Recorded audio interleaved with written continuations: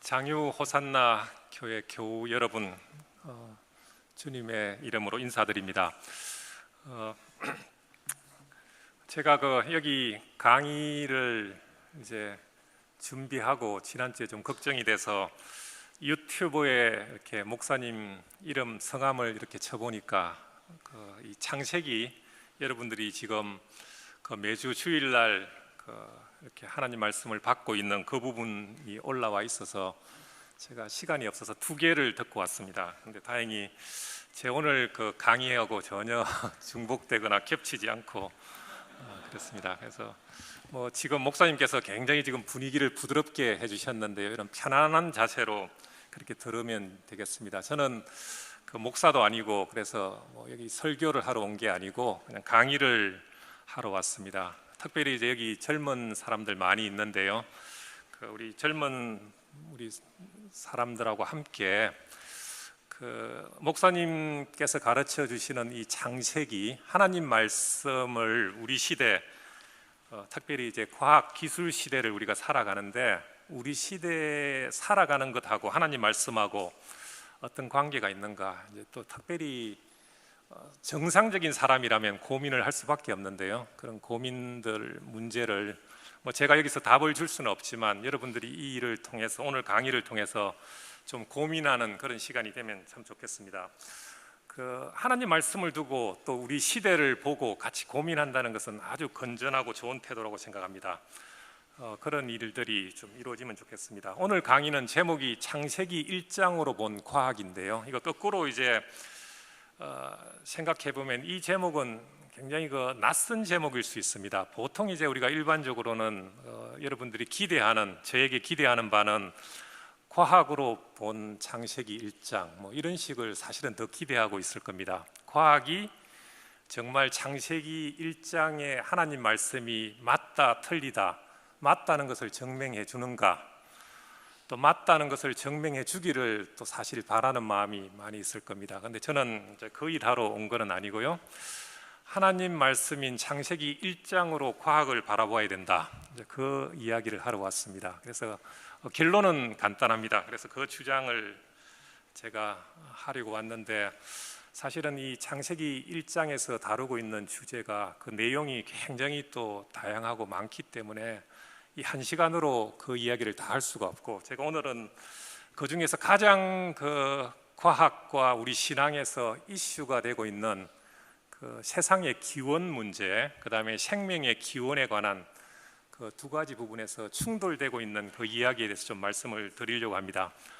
그게 소위 이제 오늘날 과학에서 이 세상은 대폭발로 시작되었다, 지금부터 한 138억 년, 150억 년 전쯤 아주 오래 전에 이 우주가, 이 세상이 대폭발로 시작되었다. 그게 이제 빅뱅 이론이라는 건데요, 그런 주장을 우리가 어떻게 볼 건가. 또 생명의 기원에 대해서는 이제 여러분들이 익히 많이 들었던 진화론을 주장하게 되는데, 이제 그 문제를 우리 신앙인이 어떻게 생각할 건가, 이제 이렇게 보는데, 저는 오늘 이 강의에서 이 두 가지 이론을 비판하려고 온 것은 아닙니다. 그게 사실은 우리가 냉정히 말하면 그 과학 이론이 맞는지 틀리는지 알 수는 없습니다. 왜냐하면 기원에 관한 문제는 과학의 이야기가 아니기 때문에 과학으로는 알 수 없는 이야기입니다. 그렇지만 이제 그런 주장을 하는 그 주장 속에 우리가 하나님 말씀을 비추었을 때 어려운 점, 이해하기 어려운 점이 도대체 뭔가, 이런 점을 좀 던져서 여러분 스스로 생각하고 문제를 풀어갈 수 있는 그런 기회를 좀 드리고자 합니다. 너무 서론이 길었습니다. 어차피 제가 좀 이렇게 이야기를 하다가 말아야 또 불러주시고 또 만날 기회가 생길 것 같습니다. 오늘 결론을 다 내리고 깔끔하게 마치면 다시 볼 기회가 없을 것 같아서 그냥 하다가 제가 봐서 적당한 시간에 마치겠습니다.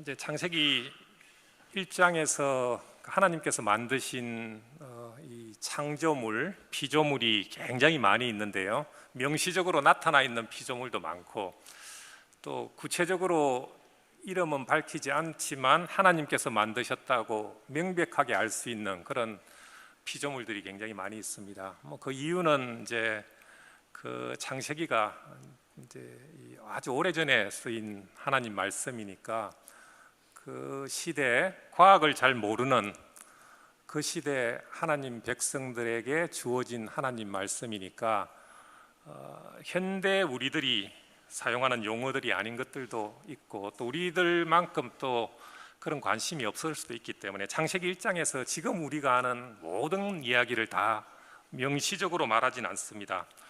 그렇지만 이제 이 세상에 있는 모든 것을 다 하나님께서 만드셨다는 것은 충분히 추론할 수 있습니다. 그래서 첫 번째, 이 세상의 기원, 특별히 이 시간 문제를 제가 오늘은 좀 말씀을 드리려고 합니다. 그럼 이제 시간 아시죠? 지금 7시 30분인데요.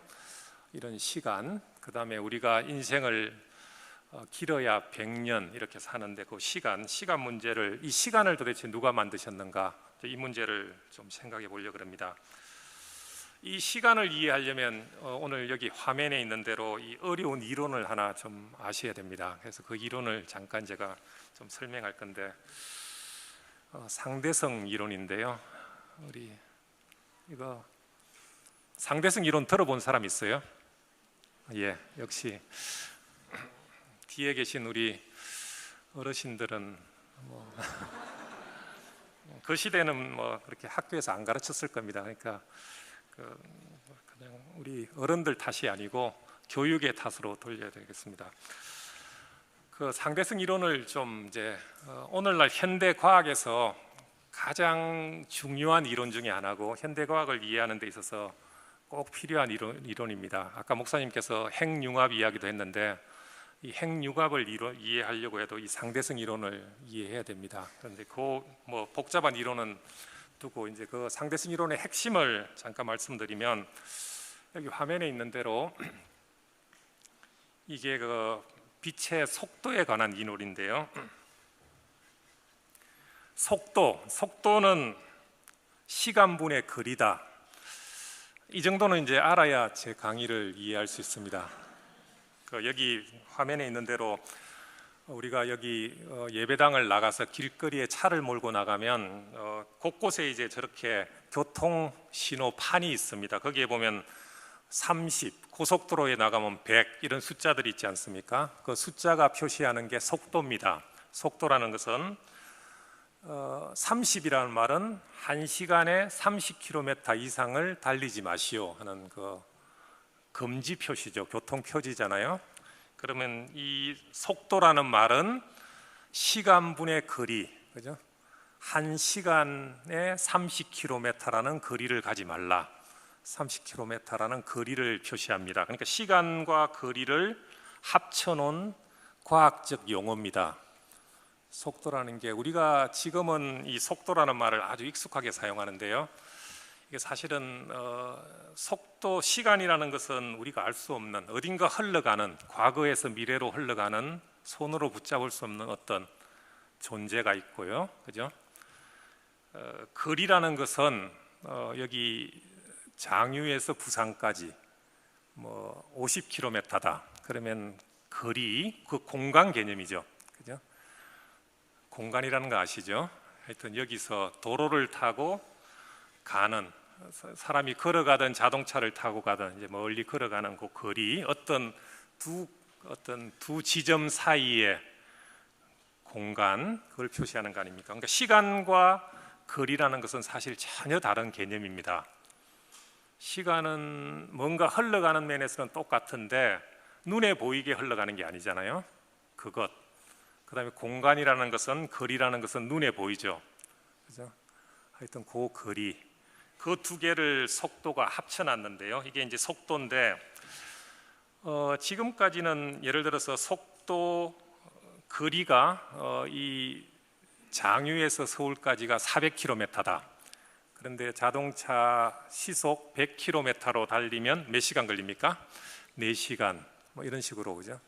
항상 그 속도라는 것은 거리와 시간을 정하면 자동적으로 나오는 딱 정해져 있는 그런 수치라고 본 건데, 여기 있는 이 화면에 나타난 이 머리 하얀 이분이 누구죠? 예, 어이구.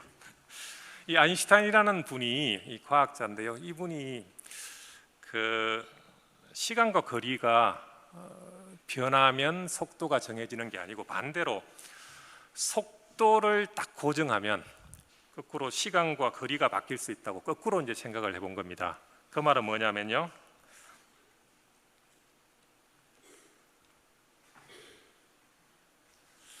저기 자동차가 있습니다. 자동차의 헤드라이트를 켜면 그 자동차 불빛이 비치죠. 그죠? 그럼 자동차가 이제 시속 100km로 달린다고 하겠습니다. 그럼 자동차 빛의 속도는 어떻게 되죠? 1초에 얼마나 가요?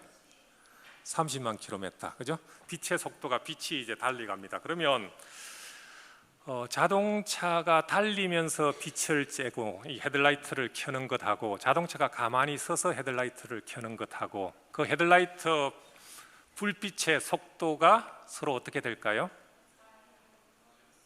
어느 게 더 빨라요? 달리면 예? 이제 너무 답을 알고 있죠, 그죠? 근데 이제 상식적으로 보면 그 우리가 기차를 타고 가면서 그죠? 기차가 움직이는데 그 기차 안에서 걸어가면 밖에서 보면 땅 위에 걷는 것보다 훨씬 빨리 가잖아요.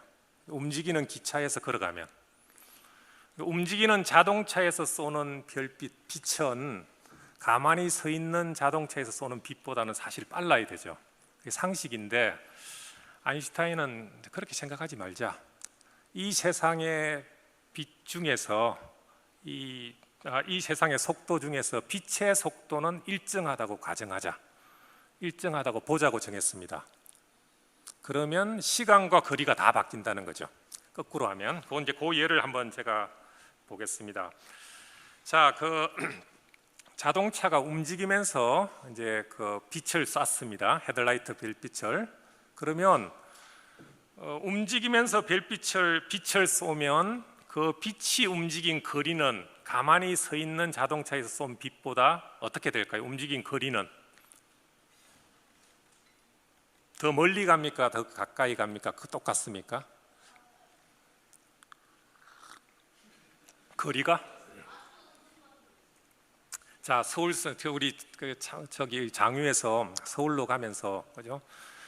장유에 가만히 서서 빛을 서울 쪽으로 쏘는 것하고 장유에서 서울로 자동차가 움직이면서 빛을 쏘는 것하고 어떻게 될까요? 이동한 거리는? 이동하면서 쏘는 빛 거리는 훨씬 더 길어집니다.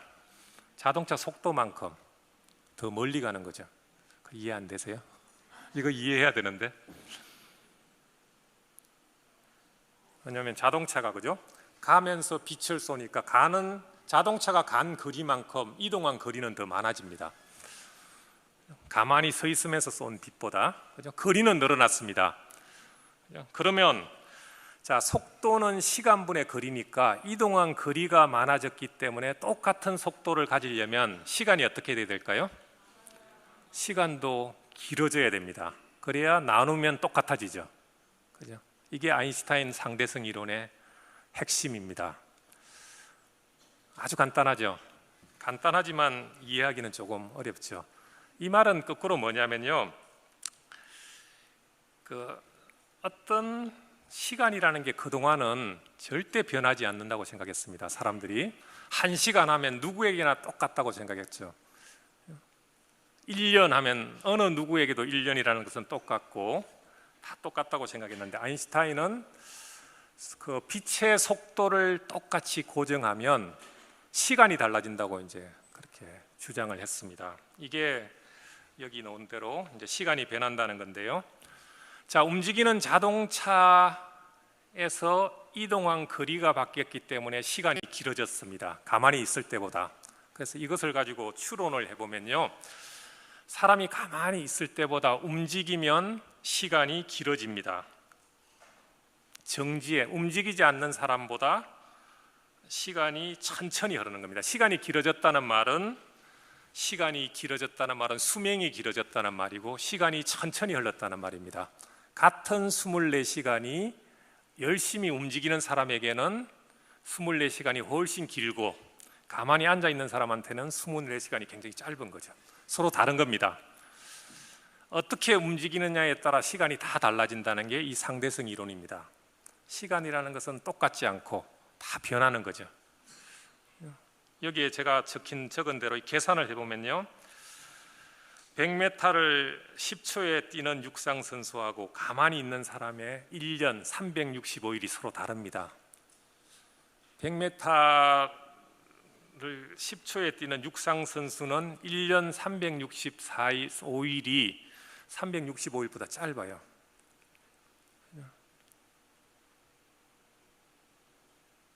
그 다음에 빛의 속도로 점점 다가가면 1년이 1초가 될 수도 있습니다.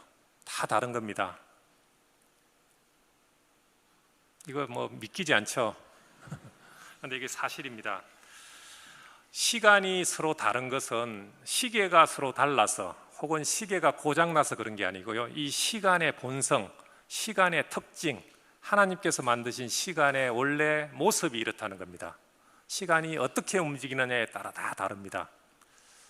그죠? 창세기 1장에 첫째 날, 둘째 날 이렇게 쭉 나오는데요, 그 시간이 어떻게 움직이느냐에 따라 이 간격이 다 달라진다는 게 오늘날 이 상대성 이론이 밝힌 시간 이론입니다.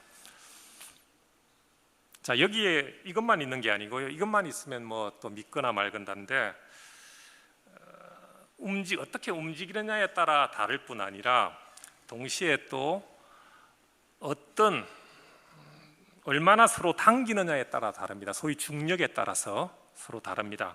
자, 여기 그림에 나오는 대로 우리가 공을 이렇게 던지면 공이 어떻게 됩니까? 똑바로 안 날아가요. 시간이 지나면 어떻게 됩니까? 공이 앞으로 톡 떨어지죠. 왜 그래요? 맞아요. 뭔가 지구가 당기고 있는 거예요. 그죠? 당기는 거죠. 근데 이 아인슈타인이 빛은 그동안에는 빛이라는 것은 항상 똑바로 가는 줄 그렇게 생각했어요. 그런데 아인슈타인은 어떻게 주장했느냐면 무거운 별 혹은 무거운 물체 주위를 지나갈 때 빛도 휜다고 주장을 했습니다. 빛이 휜다고. 그죠? 근데 이게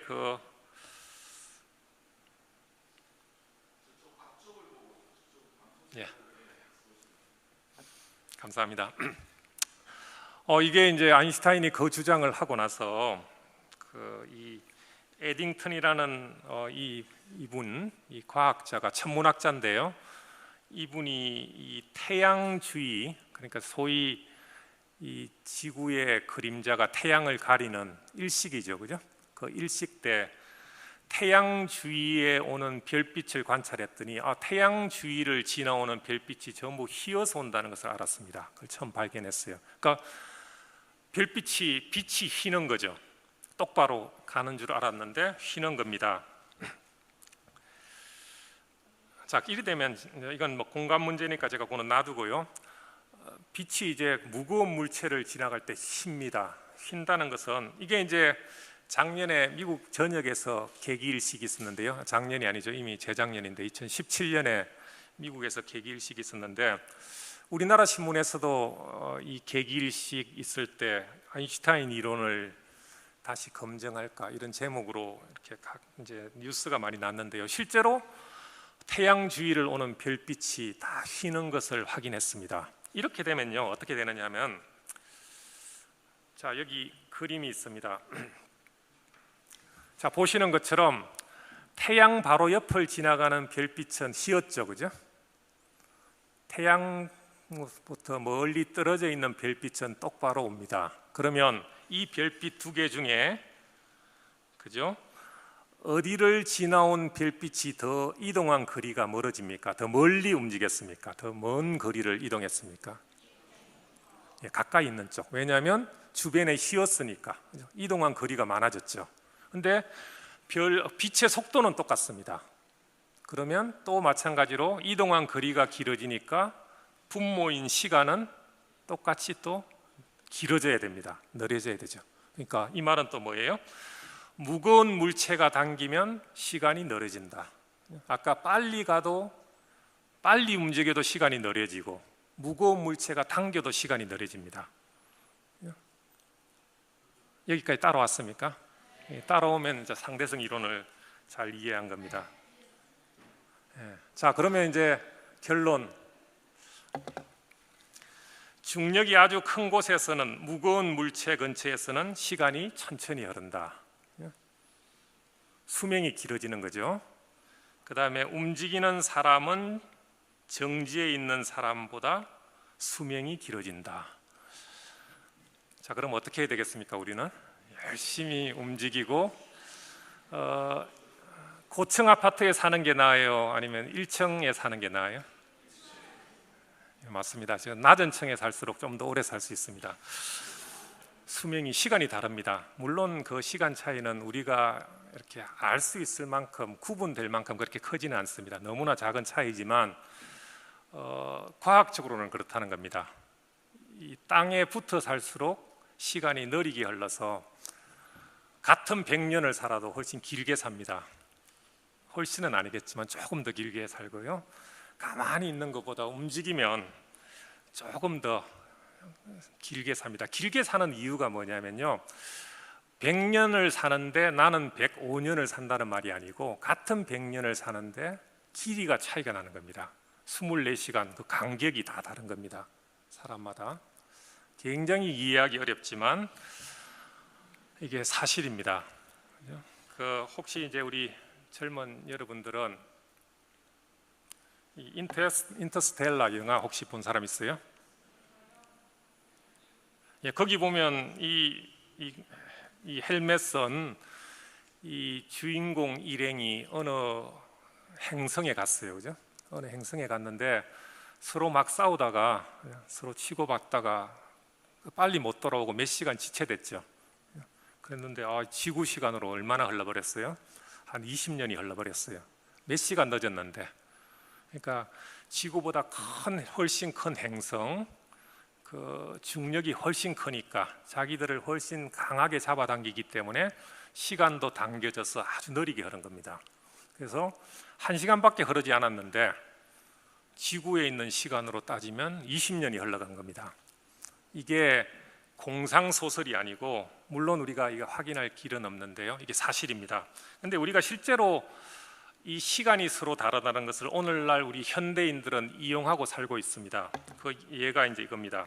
GPS, 위성 위치 확인 시스템, 내비게이션. 여러분들이 휴대폰으로 위치를 다 찾아다니잖아요. 지도 보고, 네이버 지도 보고 어디를 찾아가고, 또 운전하시는 분들은 이 지도 보고 다 어디를 찾아가는데, 우리가 어디를 찾아가거나 네이버 지도를 볼 때 그 지도를 어떻게 보느냐 하면요, 인공위성에서 지금 내 위치를 알려주고 내가 찾고자 하는 지점을 표시해 가지고 나한테 보내주는 겁니다. 그죠? 그러면 나와 인공위성 사이에 서로 정보를 주고받는 거잖아요. 그런데 이거 처음 이제 그 GPS 처음 만들어졌을 때 오차가 굉장히 많았습니다.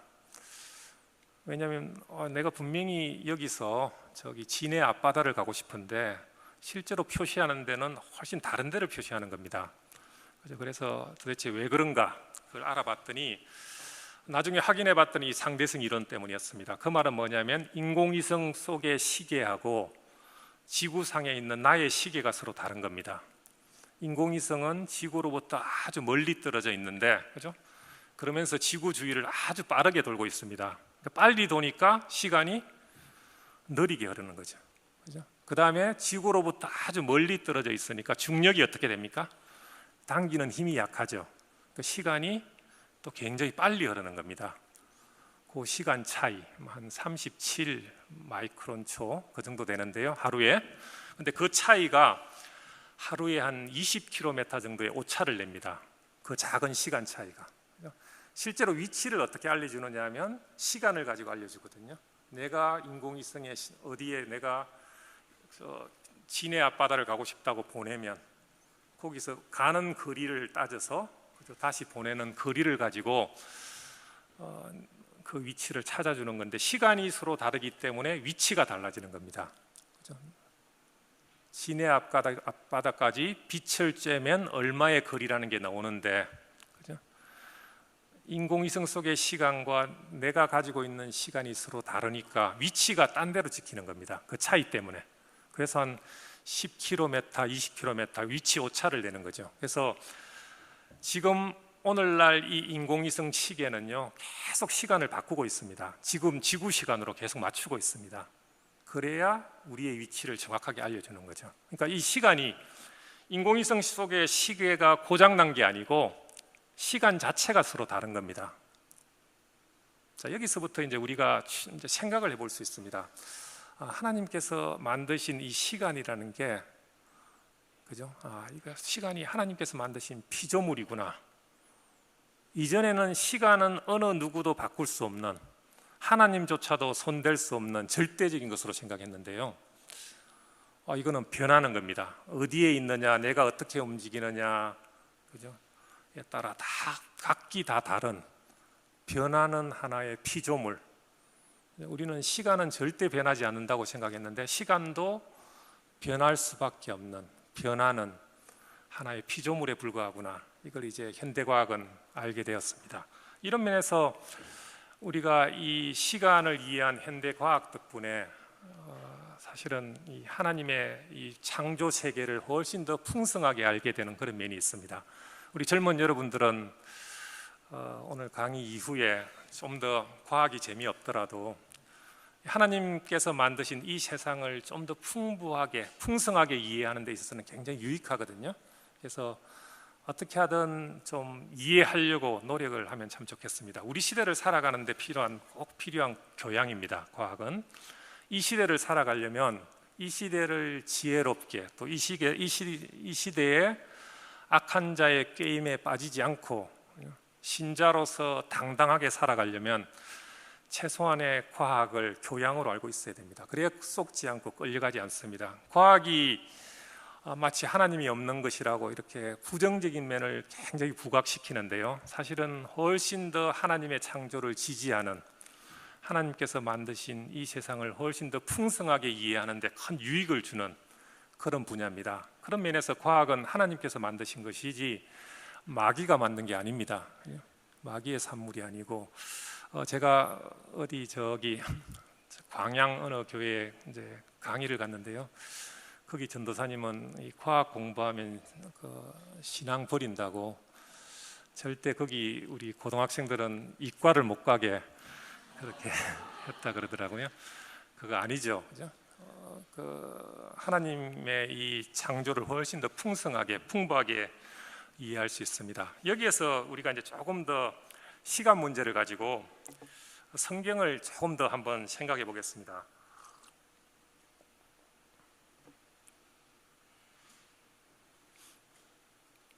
자, 여기 질문이 하나 있습니다. 우리 성경에는 영원이라는 단어가 참 많이 나옵니다. 그죠? 영원. 저희 할아버지가 이제 신자니까 제 이름에도 영원할 영자를 붙였는데요. 영원한 은혜 해가지고 영원이라는 단어를 이제 우리 신자들이 아주 좋아하는 단어인데요. 제가 여기 위에 동그라미가 많은 영원이란 100억 년보다 더 긴 시간이다, 이렇게 이제 적어놨습니다. 이거 맞나요? 틀리나요? 맞아요? 예, 뭐 이제 한편에서는 맞습니다. 근데 제가 질문한 의도는 그렇게 쉽게 맞다고 대답하게 하려고 이런 질문을 낸 건 아닙니다. 만일 맞지 않다, 틀리다 하면 왜 틀렸을까요? 예? 예, 맞습니다. 물론 이제 영원이라는 것은 뭐 100억 년이든 1000억 년이든 이 시간보다는 훨씬 더 길 수는 있겠죠. 그렇지만 이 영원이라는 것은 여러분이 아주 잘 대답한 대로 시간과 개념이 다른 겁니다. 시간은 뭐라 그랬습니까? 하나님이 만드신 피조물이죠. 근데 이 영혼은 하나님이 만드신 피조물이 아니고 하나님의 특성, 속성, 하나님의 어떤 성격, 그런 것 중에 하나죠. 하나님이 가지고 있는, 하나님은 시간의 제약을 받지 않습니다. 시간 안에, 피조물인 자기가 만든 시간 안에 제약 시작을 받으시는 분이 아니고 시간 밖에 계시는 분이죠. 그죠? 이게 이제 우리가 성경에서 이 시간에 대한 현대 과학적인 이 상대성 이론이나 이런 시간이 만들어졌다는 것을 이해하면 성경을 보는데 굉장히 풍성하게 성경을 더 잘 이해할 수 있는데요. 예를 들어 볼게요. 자, 요한복음 8장 58절. 이거는 이게 예수님께서 바리새인들에게 하신 말씀인데요. 예수님이 아브라함이 나기 전부터 내가 있느니라 이렇게 말씀하셨습니다. 자, 이거 말이 좀 이상하죠. 우리가 상식적으로 말을 하면 예수님께서 아브라함이 나기 전부터 내가 있었느니라 이렇게 말해야 되잖아요. 그런데 아브라함이 나기 전부터 내가 있느니라 그렇게 말씀하셨습니다. 영어로는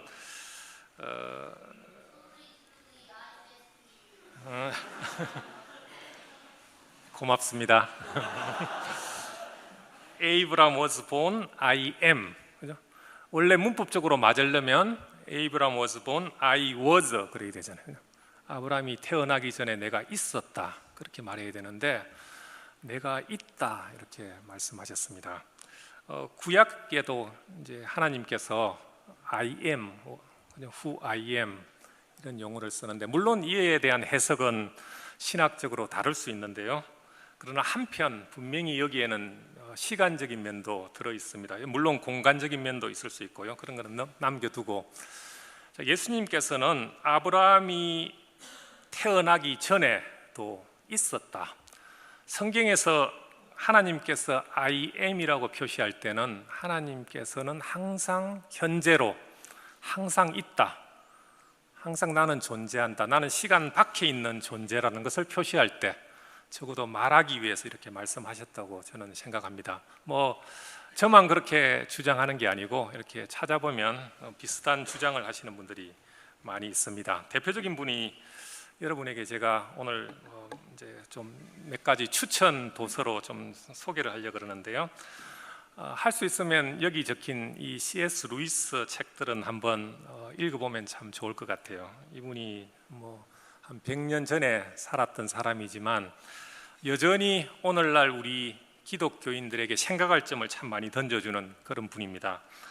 특별히 홍성사라는 출판사에서 이 C.S. 루이스 판권을 전부 가지고 이렇게 번역을 쭉 하고 있는데요. 번역을 굉장히 잘하고 있고 또 내용이 우리 시대에 우리가 살아가는데도 유익한 그런 내용들이 참 많이 있습니다. 시간과 시간 너머 그 중에 제가 하나를 인용했는데요. 방금 제 생각하고 똑같은 주장을 이분이 하고 있는데요. 글자가 잘 안 보이죠?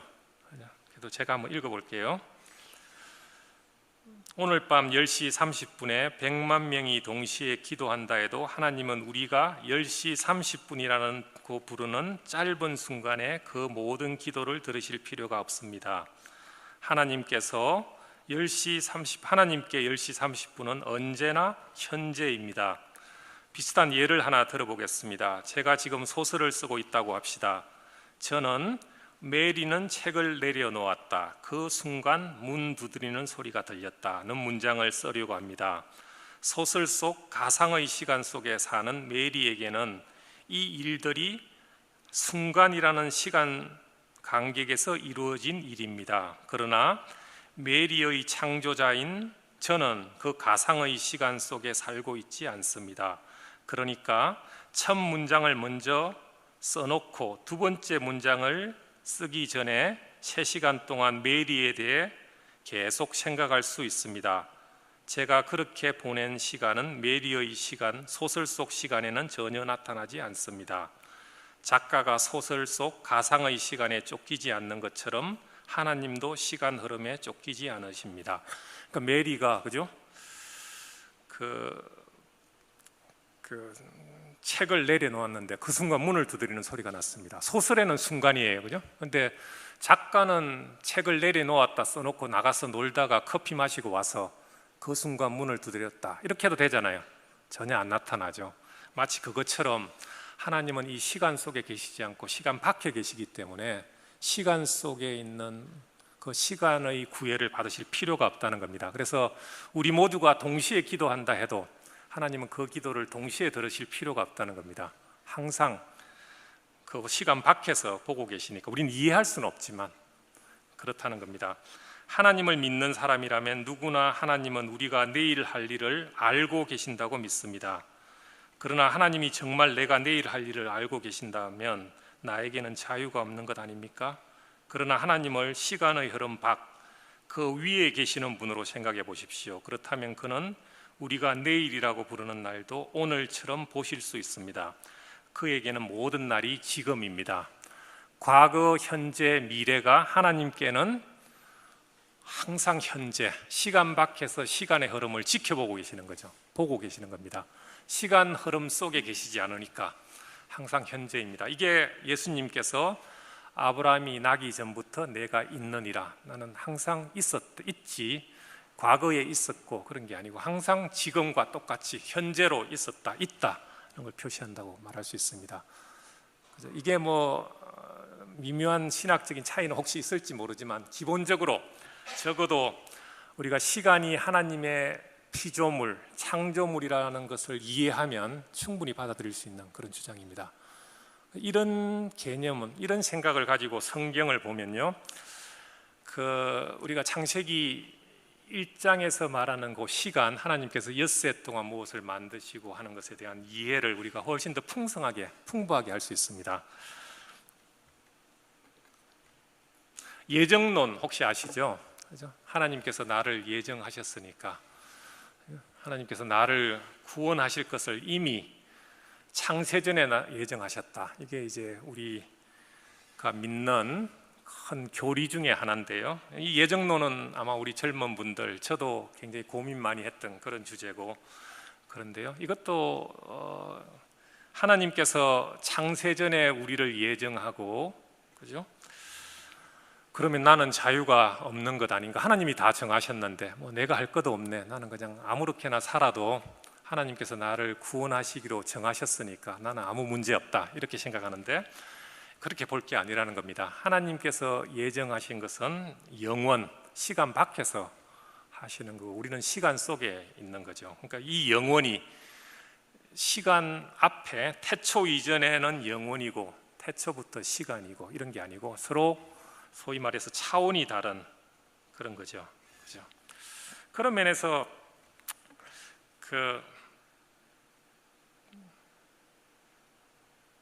여러분들은 아마 여기는 이제 이분이 유해무 교수님이란 분은 대한의식교 장로의 고신, 고려신학대학원 교의학 교수셨는데요. 최근에 이제 정년하셨는데 이분하고 이제 신학자와 과학자의 대화, 이제 아마 이 책이 이제 일부분으로 해서 IBP에서 이제 나올 예정인데요. 이제 거기에서 이제 저랑 이제 그 이야기를 조금 했었습니다. 거기에 보면 이 시간으로 마지막 문장에 보면 영원을 잴 수 없습니다. 1차원이나 혹은 2차원 입장에서 시간과 영원을 같은 차원으로 두고 이해해서는 안 됩니다. 시간 속에 사는 우리가 영원 전에 하나님께서 택하셨다는 것은 이해할 수 없습니다. 그렇습니다. 그래서 우리가 이 예정론을, 시간을 가지고 하나님을 이해하려고 하면 풀리지 않는 그런 숙제가 됩니다. 이 정도 하고 조금 이제 창세기 1장에 나오는 시간에 대한 이해에 대해서 조금 이제 한번 생각을 해보겠습니다. 이것도 좀 길어서 제가 읽기는 그런데요. 이것도 추천합니다. 이거 기독교 윤리 실천 운동이라는 그런 데서 이제 좋은 나무라는 잡지가 작년부터 나왔는데요. 제가 여기에 매달 한 편씩 글을 싣고 있는데 좋은 나무 치면 이 글이 나오니까 직접 한번 읽어보십시오. 요지는 뭐냐면 이제 현대 과학, 신앙을 가진 과학자 중에서 창세기 1장의 날들을 이 상대성 이론으로 또 이렇게 보려는 그런 과학자가 있습니다. 그러니까 이 사람, 예를 들어서 여기 나오는 슈레드라는 유대인 과학자는 하나님께서 6일간 이제 이 세상을 만드시고 오늘 목사님 이제 아마 7일 안식일에 대해서 말씀을 전하셨던데요. 이 6일을 이 슈레드는 자기는 철저하게 이 하루하루가 24시간이라는 걸 믿는 사람입니다. 근데 이 사람은 이 24시간이 각기 시간이 다 다르다는 겁니다. 같은 24시간인데 창세기 1장에서는 이 사람은 이제 빅뱅 이론을 믿는데요. 빅뱅 이론은 이 우주가 최초에는 한 점에서 시작해서 대폭발로 커져서 오늘날 크기가 되었다. 이렇게 이제 주장하는 과학적 주장인데, 그러니까 이 태초에는 이 우주가 한 점처럼 아주 작았기 때문에 너무나 모든 게 하나로 모여 있었으니까 중력이 엄청나게 컸겠죠. 뭐 상상해 보면. 그러니까 중력이 너무너무 커서 시간이 아주 느리게 흘렀을 거다. 그래서 그 24시간이 오늘날 시간으로 따지면 한 80억 년쯤 되었을 거다. 24시간이 그렇게 이제 주장을 했습니다. 그래서 제가 이제 끝에 보면 이런 주장들을 한 번쯤 귀담아 들어볼 필요가 있다. 물론 과학 이론들은 늘 변한다는 것을 생각할 때 이런 주장들을 그대로 다 받을 것도 아니지만 반대로 내가 믿고 붙들고 있는 것도 불완전할지 모른다는 것을 인정하는 태도 또한 필요하다는 겁니다. 우리 목사님한테 여러분이 아무리 또 하나님의 말씀을 잘 배워도 우리는 이해하는 데 한계가 있습니다. 그래서 이 하나님 말씀에 대한 이해는 항상 우리는 다 모른다, 부족하다는 것을 인정하고 그런 태도가 꼭 필요합니다. 내가 아는 것으로 섣불리 다른 사람 틀렸다, 다른 주장 틀렸다 이렇게 판단하지 말고 인내하고 기다리는 게 참 좋습니다. 왜냐하면 하나님께서 명확하게 말씀하지 않은 거에 대해서 우리가 너무 명확하게 이야기하려는 태도는 하나님보다 앞서가는 태도라고 할 수 있습니다. 저는 우리 최 목사님 말씀이 저희가 아까 제가 처음 말씀드린 대로 굉장히 참 좋았던 이유가 하나님께서 말씀하시는 데까지만 말씀하시고 더 이상 나아가지 않은 것이 아주 좋았습니다.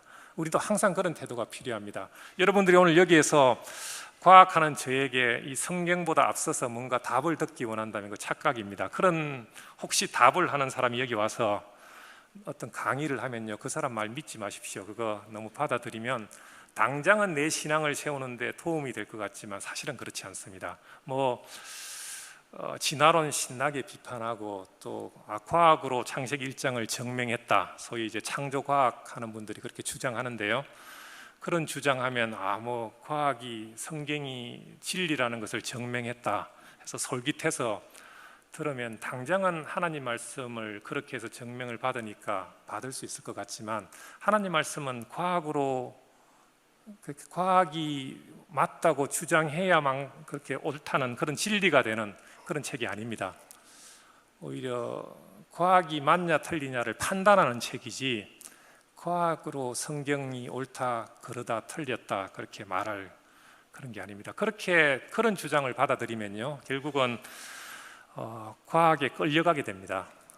그렇게 되면 과학이 어떤 주장을 하면 거기에 끌려가고 결국은 하나님 말씀에서 점점 멀어질 가능성이 굉장히 높아집니다. 그러면서 그 과학적 주장을 너무 과학적 주장에 의존해서 성경을 받아들이는 그런 태도는 좋은 태도가 아닙니다. 예를 들어서 이제 최근 이제 우리 시대 이 가장 인기 있었던 과학자 중에 한 사람이 스티븐 호킹이라는 과학자인데요. 이 사람 알죠? 혹시 보셨죠? 작년 3월에 이제 죽었는데요. 이 영국 이 과학자가 주장해서 일반인들이 가장 많이 알게 된 이론이 이 빅뱅과 블랙홀이라는 이론입니다. 물론 이 사람의 근본 아이디어는 아닌데요, 이 사람이 이 주장을 가장 대중들에게 소개해서 가장 잘 알려지게 됐습니다.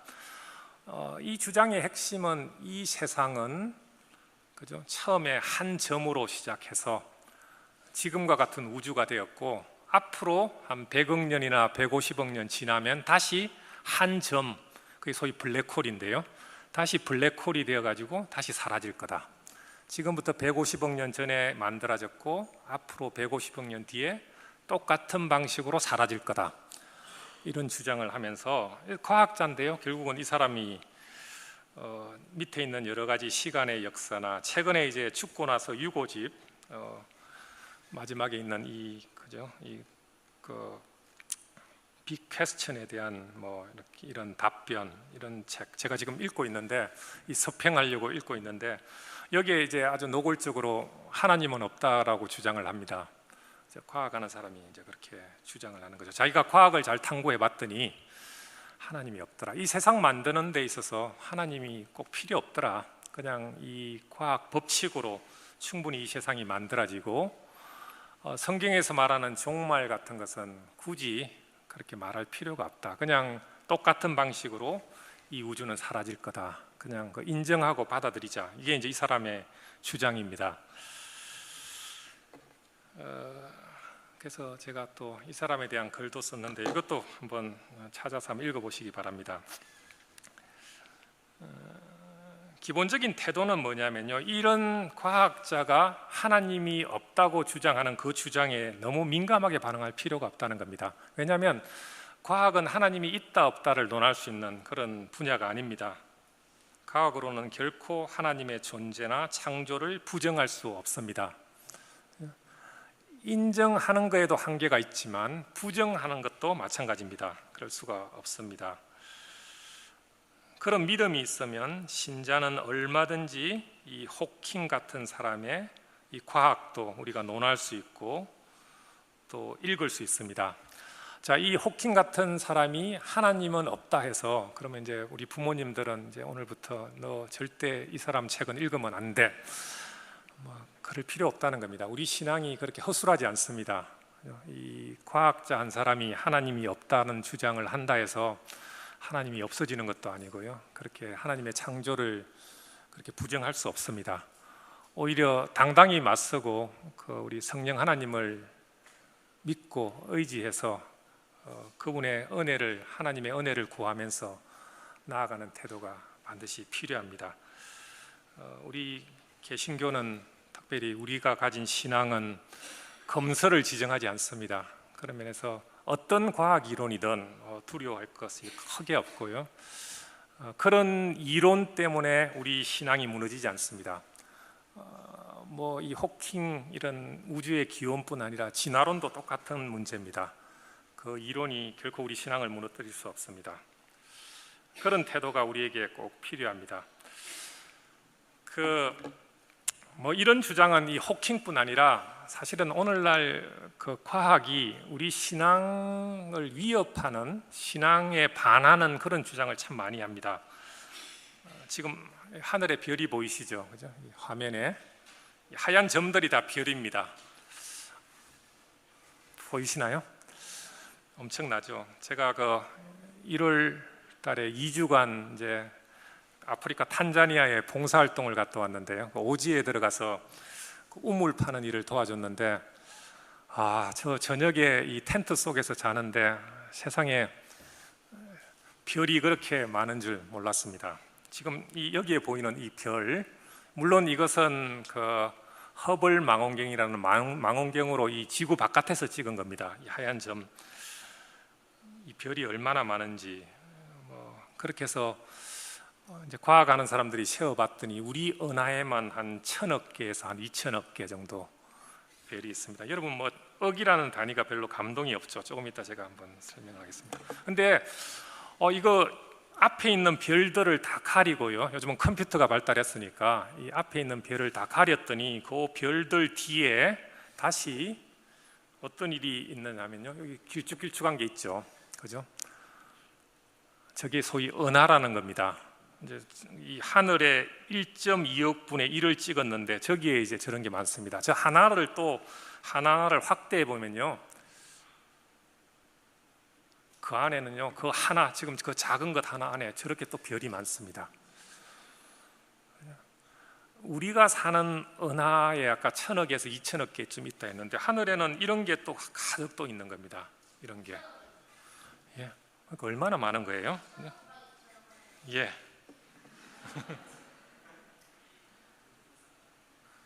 그래서 계산해 보면요, 이렇게 별의 수가 동그라미가 많습니다. 셀 수가 없습니다. 우리가 지금 1000억 이런 숫자가 하도 우리가 요즘 돈 단위가 커가지고 뭐 조를 말해도 꿈쩍도 안 하고 그러는데, 사실은 이거 우리를 속이는 겁니다. 1억이라는 숫자가 얼마나 큰지 제가 밑에 적어놨는데요. 여러분이 잠도 안 자고 3년 내내 1초에 한 개씩을 세어야 1억을 셀 수 있습니다. 잠자고 천천히 세면요, 100년 동안 여러분이 일생 숫자만 세어야 1억을 셀 수 있는 숫자입니다. 1억이 그렇게 큰 숫자입니다. 근데 우리는 지금 1억이라는 숫자를 너무 쉽게 말을 하는데요, 이거 우리가 인간이 감당할 수 없는 수입니다. 이거의 1000배나 많은 별이 우리가 사는 은하에 있고, 그런 은하가 또 1000억 개 정도 있는, 하나님께서 그렇게 많이 만드셨습니다. 그럼 우리는 이제 당연히 이런 엄청난 하늘의 별을 보면 하나님께서 만드신 이 별이 얼마나 많은가. 오늘 아까 우리가 주 하나님 지으신 세계, 우리가 찬송을 드렸는데요, 그런 찬송이 절로 나오고 시편에 하나님을 찬송한 시편이 절로 생각나는데, 현대 과학은 이런 별을 보고 나서 어떤 주장을 하느냐 하면, 이거 역시 봐라, 이렇게 별이 많은 것을 보니까 하나님은 없다, 이렇게 거꾸로 주장합니다. 왜 그럴까요? 그것은 이 성경은 별이 몇 개 없던 옛날에 만들어진 책이고, 그때 별이 몇 개 없으니까 하나님께서 이 세상을 만드셨다 그러고, 뭐 하나님이 지구에서 멀리 계시지 않고 또 에덴 동산도 만들고 뭐 이런 식으로 소위 소설 같은 그런 이야기를 쓸 수 있었다는 겁니다. 오늘날처럼 이렇게 별이 많고 이 우주가 이렇게 크다는 걸 알았으면 그런 성경 쓸 수 없었을 거다, 그죠? 미신이다, 이렇게 주장합니다. 그게 이제 오늘날 이런 주장이 굉장히 많이 있습니다. 대표적인 게 이제 소위 서양에서는 지금 무신론 운동이 굉장히 활발하게 일어나고 있는데요, 하나님은 없다. 그게 특히 유럽을 중심으로 많이 일어나는데, 그 하나님이 없다는 주장의 큰 근거가 방금 말한 이 우주가 너무 크다는 데 있습니다. 현대과학이 하나님의 존재를 부정하는 거죠. 이게 소위 이제 규모 논증이라는 건데요, 이 우주가 너무 크기 때문에 하나님이 계시다면 이런 큰 우주를 만들 수가 없다는 겁니다.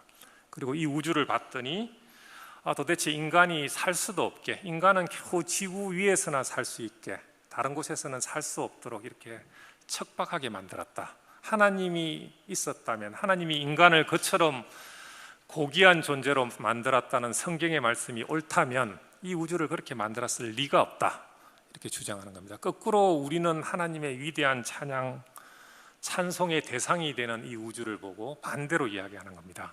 그래서 이런 주장이 있습니다. 이것도 월드뷰에 이제 이 연구를 하고 있는 네덜란드 자유대학 철학과 교수하고 인터뷰한 이 기사가 인터넷 뒤져보면 있습니다. 한번 읽어보십시오. 이 주장이 어떤 내용을 품고 있고 어떻게 또 우리 젊은 사람들의 마음을 혹하게 해서 이 교회로부터 우리를 뺏어가는가, 이런 것을 볼 수 있습니다. 이런 점들을 이제 우리가 현대과학의 위험을 생각하는데, 사실은 이제 현실적으로 뭐 과거는 일단 두고, 그저 우리가 당장 이런 이론들이 이제 우리에게 어떤 위협이 되는가, 어떤 이제 우리가 생각할 점이 도대체 뭔가. 저는 뭐 처음에 말씀드린 대로 빅뱅 이론이 옳다든지 틀렸다든지 이 주장을 하기 위해서 여기 와 있지는 않습니다. 모릅니다. 답은 어떻게 하나님께서 만드셨는지. 우리가 그 창조 현장에 없었고요, 창세기 1장은 하나님께서 그렇게 아주 자세하게 우리에게 알려주지 않았습니다. 왜냐하면 이게 과학책이 아니니까요. 일반인도 이해하는, 누구나 이해해서 그 성경을 읽고 구원을 얻을 수 있도록 하나님께서 주신 하나님 말씀이니까, 이 창세기 1장으로 정말 하나님께서 이 세상을 어떻게 만드셨는지를 잘 알 수는 없습니다. 다 알 수 있는 것은 이제 예수님께서 다시 오시는 날, 우리가 이제 그때부터 영원한 그 나라에 살아가면서 알게 될 겁니다. 그때 물어보면 되니까 조금만 기다리면 이제 되는 거죠. 지금은 잘 모릅니다. 그렇지만 그래서 빅뱅 이론, 그게 맞다 틀렸다 말할 형편은 아니지만 적어도 이런 어려운 점은 있는 것 같습니다. 이 빅뱅 이론을 우리가 수용하면 이 세상의 종말에 관한 문제가 좀 부각됩니다. 왜냐하면 이 세상이 지금부터 한 138억 년 전에 아까 말한 대로 인간이 감당할 수도 없는 그 오랜 기간 전에 만들어졌고, 또 그런 오랜 기간 후에 이 세상이 없어질 거다. 사실은 이제 이 빅뱅 이론을 주장하는 이것을 아주 신봉하는 사람들의 또 다른 이제 그 뒤에 숨어 있는 하나의 생각은 소위 이제 종말에 대한 생각입니다. 결국 성경에서 말하는 종말은 없다. 이 세상이 생겼을 것처럼 때처럼 그렇게 마지막에 없어질 거다. 예를 들어서 이제 이 서울대 천문물리학부의 박창범 교수라는 분이 쓴 자기 책에 쓴 글을 보면요, 우주는 무로부터 저절로 필연적으로 생겼다. 우주는 수십억 년 뒤에 생길 때처럼 그렇게 종말을 맞을 것이다. 이렇게 주장합니다. 그죠? 이 세상이 빅뱅 이론으로 생겼는데 마찬가지로 그런 방식으로 이 세상이 끝날 것이다, 이런 주장이죠. 그런데 우리는 이런 주장은 사실 받을 수 없거든요. 그래서 항상 어떤 주장 뒤에 숨어 있는 그런 조심할 점이 뭔가, 그 다음에 그 주장 이면에 우리가 또 답할 수 없는 게 뭔가, 그런 면에서 이제 우리가 참 조심하고 그렇게 해야 될 것 같습니다. 빅뱅 이론의 이 세상의 기원에 관한 이제 제 결론입니다. 이거는 이제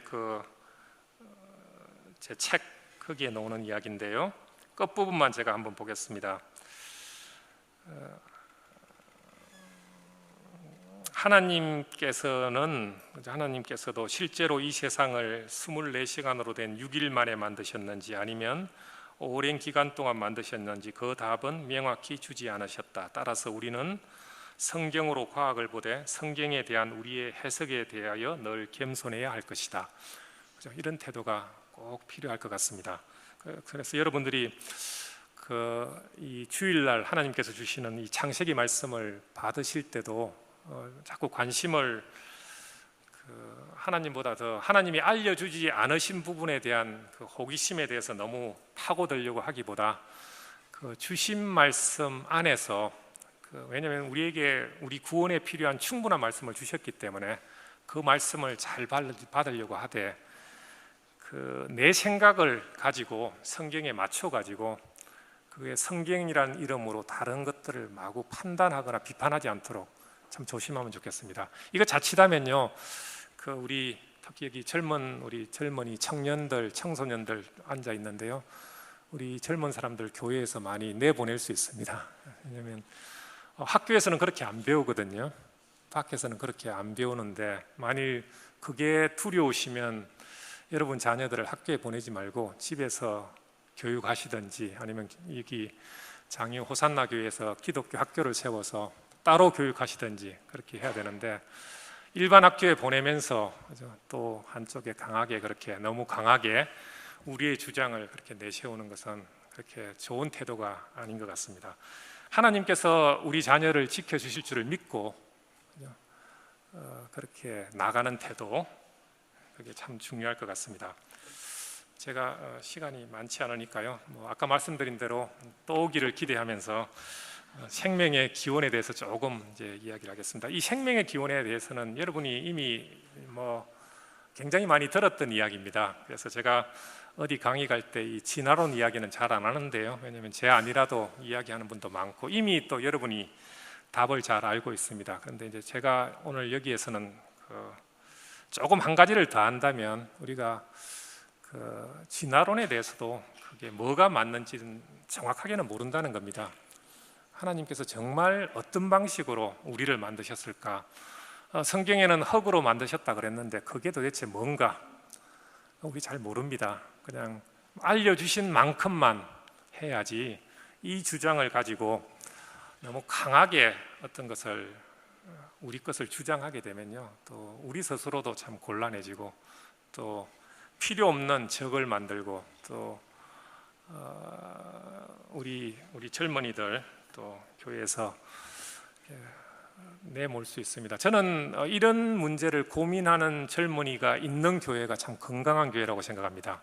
다 하나같이 너무 목사님 말씀 잘 듣고 우리 또 부모님 말씀을 잘 들어서 고지곧대로 믿고 아무 고민하지 않는 이 사람들이 오히려 나중에 더 위험할 수 있습니다. 젊을 때 고민하고 그렇게 하는 게 참 중요하거든요. 아까 말씀드린 대로 결코 이 진화론 같은 게 우리 신앙을 무너뜨릴 수 없으니까 그에 대한 믿음을 가지고 나가면 참 좋겠습니다. 그래서 몇 가지만 좀 더 하면요, 이제 이런 주장은 진화론에 대한 주장은 우리가 생각하는 것보다 훨씬 더 광범위합니다. 그죠? 그래서 어설프게 우리가 공격하면요, 좀 뭐랄까요, 좀 촌사람이 된다 할까? 좀 시대에 뒤떨어진 사람 소리도 들을 수 있고, 그래서 한편으로는 좀 조심할 필요도 있고 그렇습니다. 예를 들어서 이런 겁니다. 여기 혹시 이 할머니 누군지 아세요? 예, 저기요. 우리 뭐 최고로 똑똑한 친구가 나중에 이름이 뭔지 제가 물어봐야 되겠어요. 자, 이 사람 혹시 뭐 우리 어른들은 잘 모르시죠? 이분 아세요?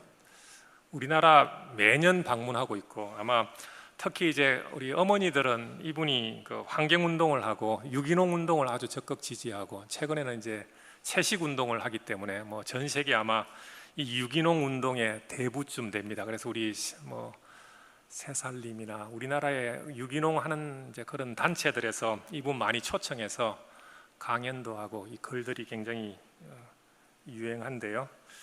뭐 위대한 밥상 이런 책이 있는데, 이제 여기 읽어보면 우리가 동물을, 이 가축들을 키우는 게 얼마나 잔인한가, 뭐 그런 거 먹어서 안 된다, 오염된 거 먹지 말고 유기농 먹자, 이런 운동 이제 이론적으로 하고 그 주장을 강하게 하는 분인데요. 이분 덕분에 우리나라에 있는 이 자연 환경, 또 동물들의 생태 환경, 음식 문화 이런 게 참으로 많이 바뀌었습니다. 이분이 매년 한 번씩 오면서 전 세계를 다니고 있고요. 뭐 이제 전 세계에서 가장 존경받는 여성 할 때 투표에서 항상 메디아 안에 들어가는 이제 그런 여자분입니다. 혹시 몰랐으면 이제 그만큼 여러분이 상식이 부족하다고 생각하시고 이런데도 좀 이제 관심을 기울여 주면 좋겠습니다. 이런 분이 물론 우리 기독교 신앙에 반하는 그런 활동을 하는 것은 사실이지만, 또 우리 시대에 가장 크게 영향을 미치고 있는 그런 사람이니까 이런 주장을 눈여겨보고 잘 아는 것도 참으로 중요합니다. 우리나라 동물원에 대체로 이 새창살이 다 있었는데요, 그런 거 다 없앤 것도 이분 덕분이고, 그 다음에 뭐 하천들, 오염된 하천 이거 다시 다 복구하는 데 굉장히 기여를 했고, 국립생태원을 만들게 했고요. 그런 주장을 이 사람이 하게 된 원인이 뭐냐면요, 이 사람이 동물 행동학자인데,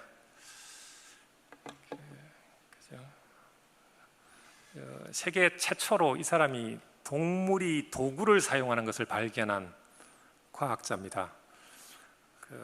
이제 이 제인9달은 오스트랄로피테쿠스라는 화석 발굴팀에 있었는데요, 탄자니아 지방, 제가 아까 봉사활동 갔다는 그 지역에서 화석을 찾는, 인간 인류 조상 화석을 찾는 일을 하다가 그 땡볕에서 너무 힘들어 가지고 자기가 이제 그 일을 그만두고, 그렇게 화석을 찾는 수고를 할 시간에 만일 우리 인간의 조상이 원숭이라면 그냥 원숭이 사는 것, 환경, 원숭이의 생활을 잘 관찰하면 거기에서 우리 조상의 흔적을 찾을 수 있지 않을까, 이렇게 생각했습니다.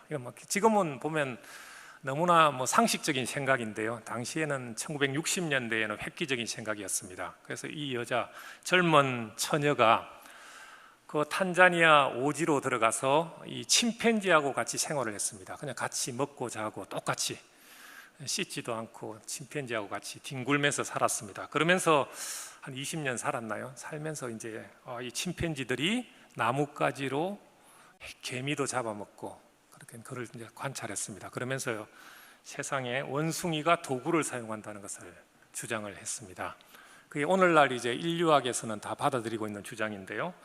그러니까 결국은 우리 조상인 원숭이가 도구를 사용하는구나. 그동안에는 도구를 사용하는 것은 인간만이 할 수 있다고 생각했는데 원숭이도 도구를 사용하는구나.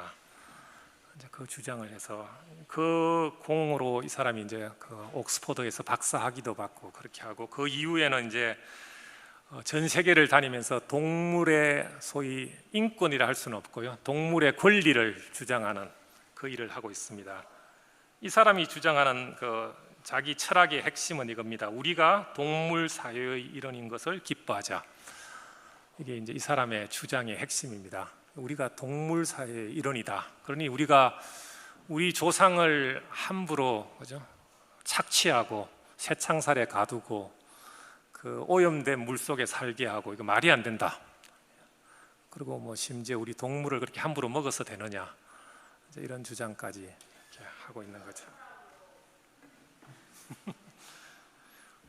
그죠? 이 진화론이라는 게 단순히 뭐 인간이 동물에게서 진화했다는 게 아니고 실제로 우리 생활 속에 광범위하게 들어와 있습니다. 이런 주장 덕분에 우리가 사실은 지금 깨끗한 환경에 살고 있고 깨끗한 음식을 먹고 있고 그런 거거든요. 기독교가 뭐 농약에 오염된 음식을 먹지 말자 주장한 게 아닙니다. 이분들이 훨씬 더 자연을 더 사랑했고요. 왜냐하면 우리 조상의 땅이고 우리 조상들하고 같이 살아야 될 곳이기 때문에 훨씬 자연 보호에 더 앞장섰습니다. 우리 기독교가 하나님이 만드신 피조물, 이 피조 세계를 잘 관리하고 보호한다는 명분은 있었지만 실제로 우리는 뭐 별 신경을 안 쓴 면이 많이 있거든요. 근데 이분들은, 우리는 이제 그런 이면에는 우리는 이 땅이 전부가 아니고 완성될 그 나라가 있으니까 또 이 땅에 대해서 좀 소홀히 한 면이 있는데, 이분들은 이 땅이 전부니까 어떻게 하든 이 땅, 이 지구를 지켜야 되죠. 그러니까 온몸을 바쳐서 보호를 하고 있습니다. 그래서 이 사람들의 이 노력, 공헌 우리가 인정하되, 또 이 이면에 들어있는 이런 주장들, 이 사상들에 대해서는 참 조심하고 또 생각할 점이 있습니다. 우리나라의 그 인만한 학자들은 다 이렇습니다. 인간은 이제 이 최재청 교수라는 분이 지금 이화여대에 계신데요. 이분도 이제 개미의 사회 생활을 하버드 대학에서 연구해서 박사학위를 받은 분인데, 뭐 결국은 이 사람도 이런 똑같은 주장을 하면서 지내고 그런 주장을 하고 있습니다. 그러니까 이 진화론 주장이 과학계에서 일어나기 때문에 저 같은 사람을 불러서 진화론 이야기를 들으려 하면 안 되고요. 오늘날은 훨씬 더 인문학, 사회학, 다른 분야에서 훨씬 더 깊게 들어가 있습니다. 그래서 정말 이 문제를 이해하려면요, 오히려 그런 분들, 그 다음에 신학자를 불러서 물어보셔야 됩니다.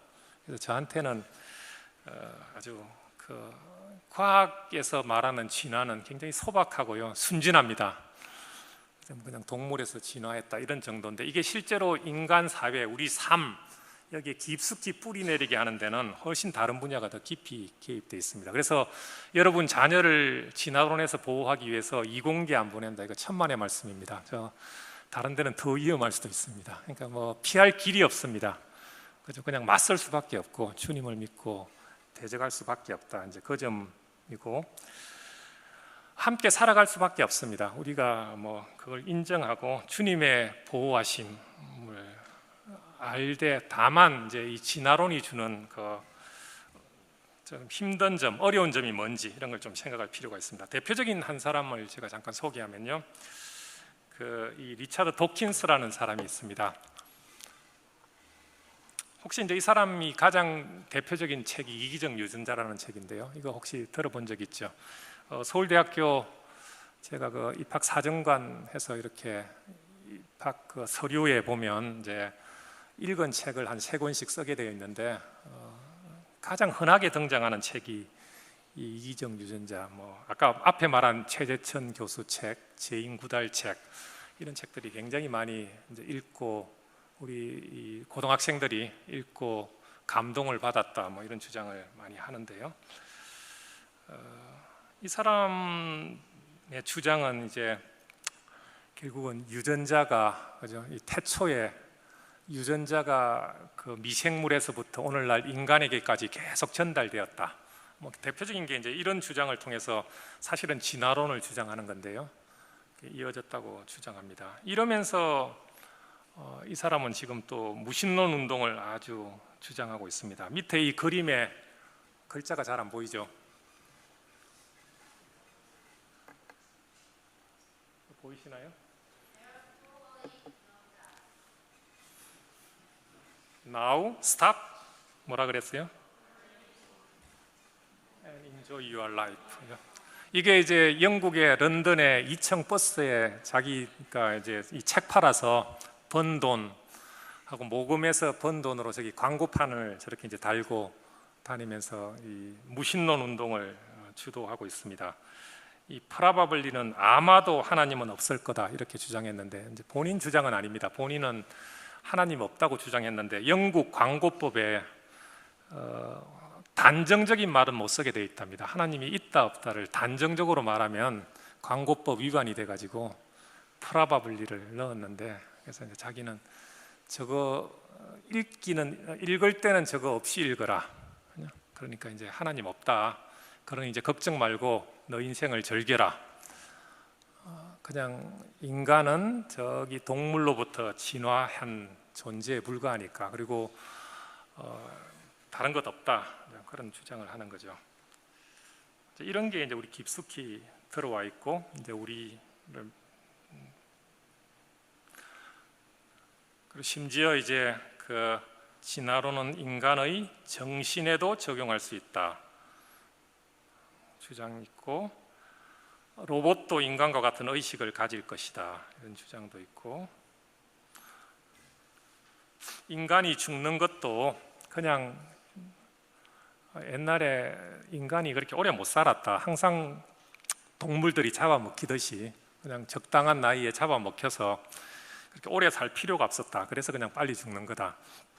이제 우리는 죄로 인해서 죽음이 왔는데 그런 주장이 아니고 죽음을 그냥 자연스럽게 받아들이자 그냥 동물이면 다 죽는 거다 이런 주장을 하고 있고요.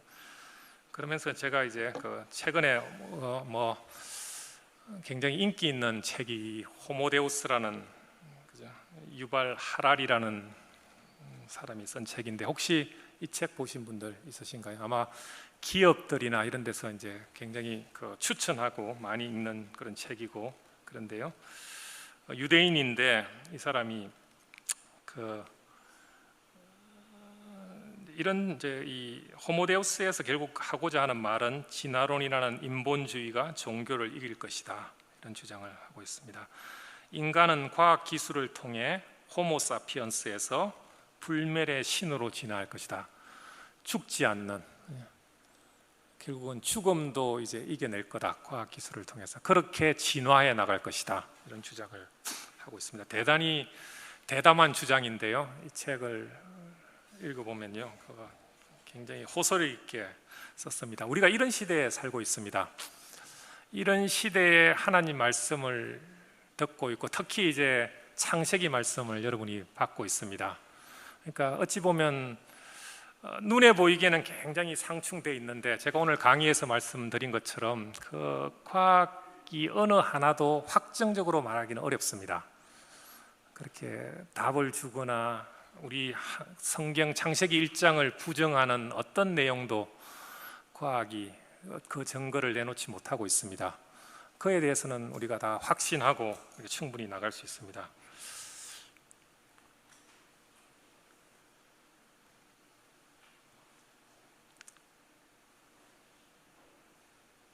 진화론은 뭐 인간 영혼에 대해서도 그죠 없는 거다 이런 주장을 합니다. 참 우리 신앙에 도전이 되죠. 자, 이제 조금 정리를 하겠습니다.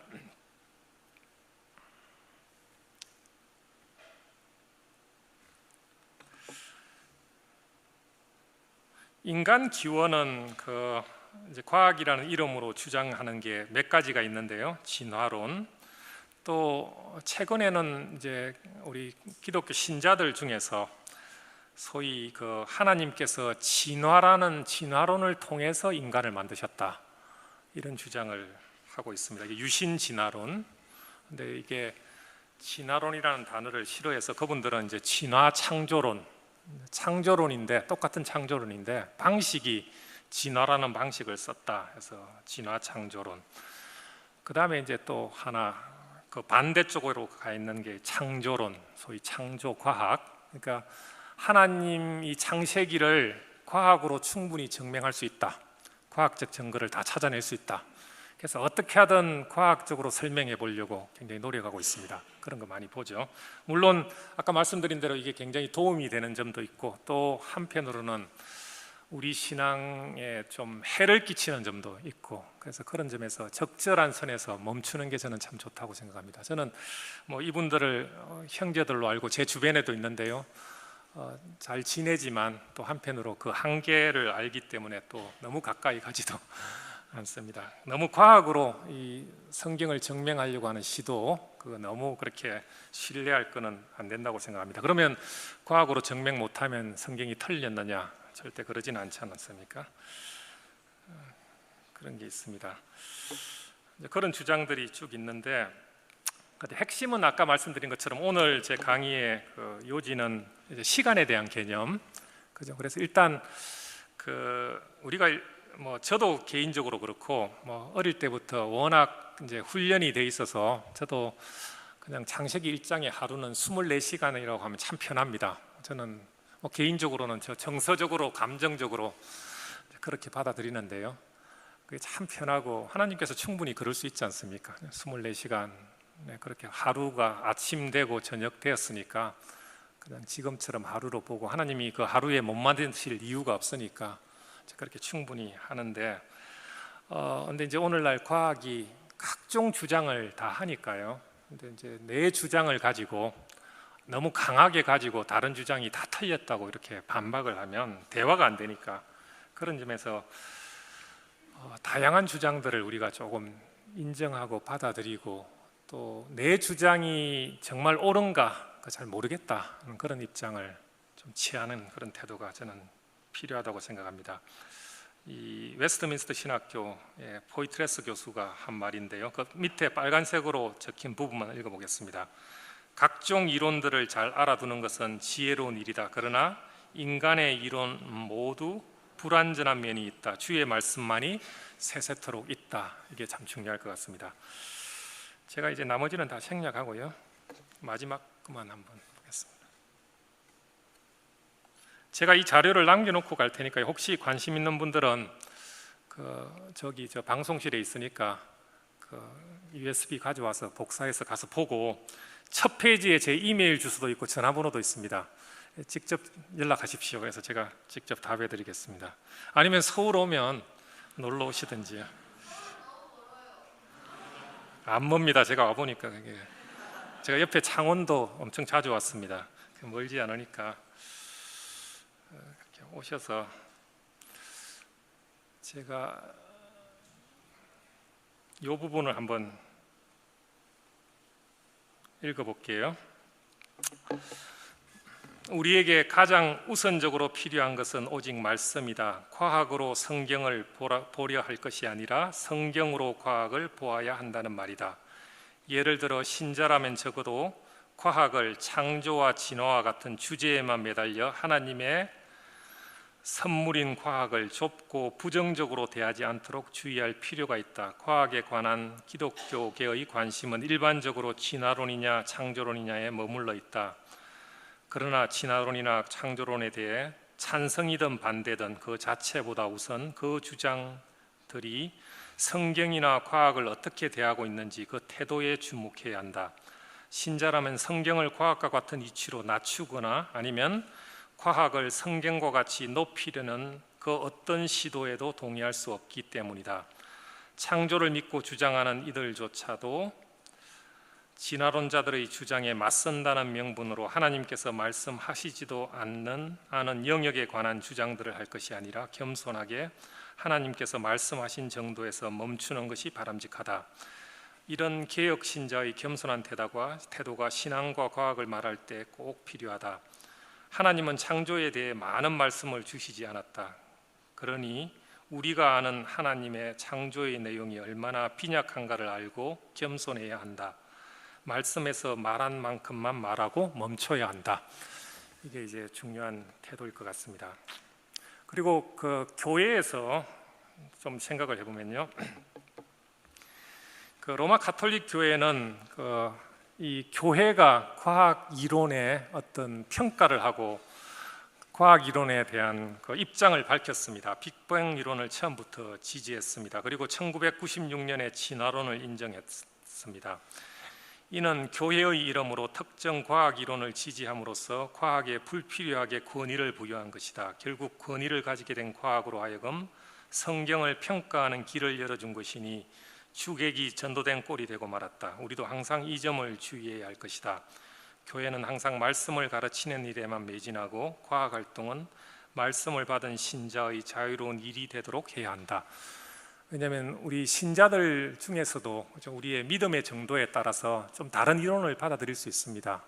그런데 그 자체 과학 이론으로 신앙이 있다 없다를 함부로 판단할 것은 아닙니다. 그런 면에서 우리는 굉장히 신자는 자유롭게 자기 신앙 활동을 하는 겁니다. 우리 젊은 사람들 중에서 다른 생각을 가질 수도 있고요. 그래서 충분히 수용하고 또 주님께 맡기고 나아가서 우리의 그 신앙의 어릴 때를 생각해서 계속 참고 인내하고 기다려주고 이해하는 그런 태도가 참 필요하고, 오직 교회에서는 하나님 말씀 복음을 전하는 데 힘쓰면 그 복음으로 인해서 그 복음을 하나님께서 쓰셔서 결국은 사람을 바꾸어 주실 것을 우리가 믿고 나아가야 되지, 어떤 특정 과학 이론을 교회에서 주장을 해서 그것으로 신자와 불신자를 구분해 버리고 나면요, 복음이 되는 게 아니고 이제 하나님 말씀이 어떻게 보면 일부에게는 저주의 말이 되지 않겠습니까? 어떤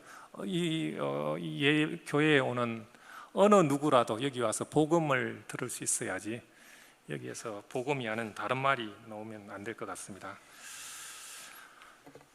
제 강의를 마치겠습니다. 제가 책을 좀 들고 왔어야 되는데요. 제 책 2권, 지금 시간이 되면 좀 책을 계속 써야 되는데 지금 일단 2권입니다. 이제 첫 번째 책은 창세기 1장으로 본 과학, 이거는 굉장히 얇은 책인데요. 성경으로 과학을 봐야 한다는 그런 주장을 제가 하고 있고, 또 하나 책은 이 케플러라는 책이 있는데 우리 과학이 하나님의 선물이라는 것을 제가 이제 주장을 한 겁니다. 그 종교개혁의 신앙이 과학을 가능하게 했다. 마치 이제 과학이 무신론을 주장하고 하니까 과학이 기독교의 대적인 것처럼 부정적으로만 보고 계속 그런 생각만 하는데, 그게 아니고 하나님의 아름다운 선물이고, 또 과학을 아주 선한 방면으로 우리가 활용하고, 또 여러분 우리 젊은이들이 그 과학에서 자기 소명을 찾아서 그 과학을 통해서 이 교회를 세우는 일에 힘을 보하고 또 지체로서 교인으로서 살아갈 수 있도록, 특히 우리 시대에는 그게 참 중요하다고 생각합니다. 그래서 이제 오늘은 제가 좀 그 과학의 부정적인 기원에 대해서 기독교와 상충되는 면에 대해서 좀 이것저것 좀 말씀을 드렸는데, 제 진심을 좀 이해하시고 다음 이제 다른 기회가 되면 이제 과학이 하나님의 이 창조에 대해서 얼마나 아름다운 창조를 잘 이해하게 했는가, 좀 긍정적인 면, 그런 점에 대해서 좀 특히 우리 젊은이들하고 그런 이야기를 할 수 있는 기회가 되면 좋겠습니다. 오늘 이렇게 긴 시간 동안 들어주셔서 감사합니다. 이해를 하셨는지 모르겠습니다. 감사합니다.